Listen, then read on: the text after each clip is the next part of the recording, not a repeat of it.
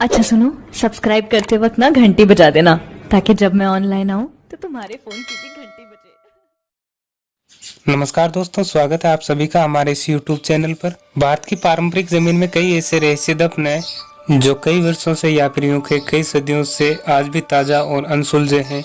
ये रहस्य कुछ ऐसे हैं कि जिन्हें जितना सुलझाने की कोशिश की जाती है उतने ही उलझते जाते हैं। ऐसा ही एक रहस्य दफन है राजस्थान के एक छोटे से गाँव कुलधरा में। यह गाँव पिछले 170 सालों से वीरान पड़ा है।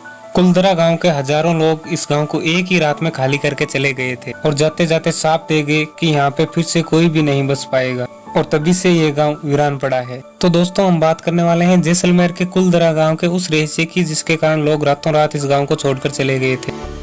तो दोस्तों, वीडियो शुरू करने से पहले अगर आपने हमारा चैनल सब्सक्राइब नहीं किया अभी तक तो सब्सक्राइब कर दें और बेल आइकन भी दबा दें। कहा जाता है कि ये गांव रूहानी ताकतों के कब्जे में है, तभी ये हंसता खेलता गांव आज खंडहर में तब्दील है।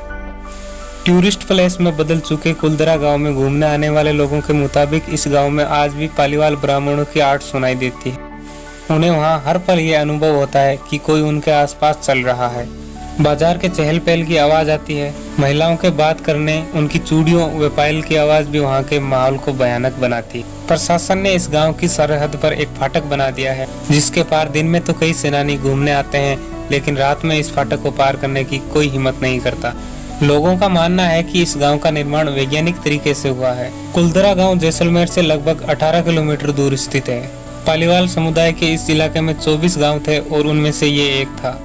मेहनती और रईस पालीवाल कुलधरा शाखा से सन 1291 में करीब 600 घरों वाले इस गांव को बसाया था। कुलधरा गांव पूर्ण रूप से वैज्ञानिक तौर पर बना हुआ है। ईंट पत्थर से बने इस गांव की बनावट कुछ ऐसी थी कि यहाँ पे कभी गर्मी का एहसास नहीं होता था। कहते हैं इस कोण के आधार पर बनाए गए थे कि हवाएं सीधी इनके भीतर होकर गुजरती है। कुलधरा के ये घर रेगिस्तान में भी वातानुकूल का एहसास देते हैं।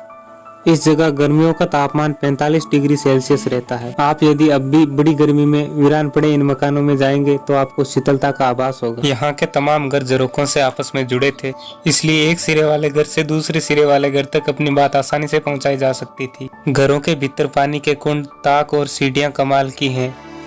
पालीवाल ब्राह्मण होते हुए भी बहुत ही उद्यमी समुदाय था। अपनी बुद्धिमत्ता, अपने कौशल और अपने अटूट परिश्रम के रहते पालीवालों ने इस धरती पर सोना उगाया था। हैरत की बात यह है कि पाली से कुलधरा आने वाले पालीवालों ने राजस्थानी सरजमी के बीचों बीच खेती पर केंद्रित समाज की परिकल्पना की थी। तो दोस्तों, अब बात करते हैं कुलधरा गांव के वीरान होने की कहानी पर। जो गांव इतना विकसित था, फिर क्या वजह रही होगी कि ये गांव रातों रात वीरान हो गया। इसकी वजह था गांव का अयास दीवाना सलाम सिंह, जिसकी गंदी नजर गांव की एक खूबसूरत लड़की पर पड़ गई थी। दीवान उस लड़की के पीछे इस कदर पागल था कि वह बस किसी तरह उस लड़की को पा लेना चाहता था। उसने इसके लिए ब्राह्मणों पर दबाव बनाना शुरू कर दिया। हद तो तब हो गई जब सताक के मद में चूर उस दीवान ने उस लड़की के घर संदेश पहुंचाया कि यदि अगले पूर्णमासी तक उसे लड़की नहीं मिली तो वह गांव पर हमला कर लड़की को उठा के ले जाएगा। गांव वालों के लिए ये मुश्किल की घड़ी थी। उन्हें या तो गांव बचाना था या अपनी बेटी। इस विषय पर निर्णय लेने के लिए सभी गांव वाले एक मंदिर पर इकट्ठा हो गए और पंचायतों में फैसला किया कि कुछ भी हो जाए अपनी बेटी को दीवान को नहीं देंगे।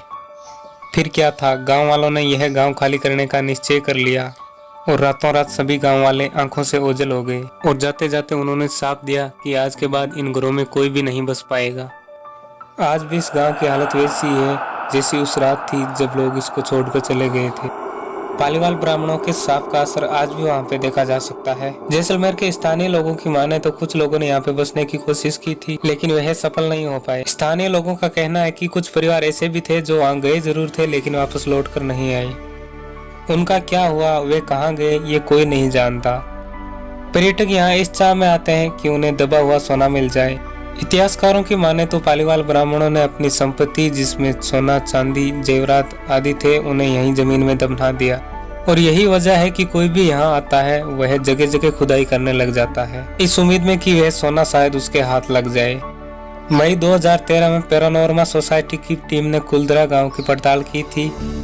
और दिल्ली से आई हुई भूत प्रेत और आत्मा पर रिसर्च करने वाली पैरानॉर्मल सोसाइटी टीम ने यहाँ पर रात बिताई थी। टीम की माने तो यहाँ पे कुछ न कुछ असामान्य जरूर है। टीम के एक सदस्य ने बताया कि रात में विजिट करते समय मैंने कई बार महसूस किया कि मेरे कंधे पे कई बार हाथ रखा गया है और मुड़कर देखा तो वहाँ पे कोई नहीं था। टीम के उपाध्यक्ष अंशुल शर्मा ने बताया कि हमारे पास एक ऐसा डिवाइस है जिसका नाम गोस्ट बॉक्स है, जिसके माध्यम से ऐसी जगहों पर रहने वाली आत्माओं से सवाल पूछते हैं। और कुलदरा में भी ऐसा ही किया गया, जहाँ पे कुछ आवाजें आई, वहीं असामान्य रूप से आत्माओं ने अपने नाम की बात बताई।